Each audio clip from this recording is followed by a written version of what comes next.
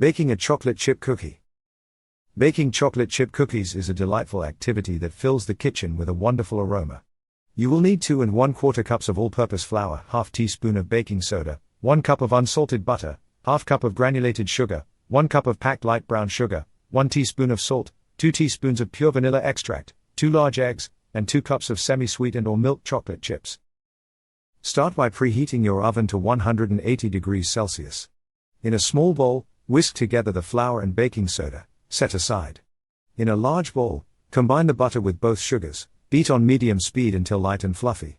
Reduce speed to low, add the salt, vanilla, and eggs. Beat until well mixed, about 1 minute. Add flour mixture, mix until just combined. Stir in the chocolate chips.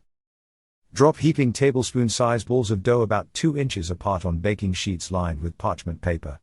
Bake until cookies are golden around the edges but still soft in the center, about 10 to 12 minutes. Remove from oven, and let cool on baking sheet 1 to 2 minutes.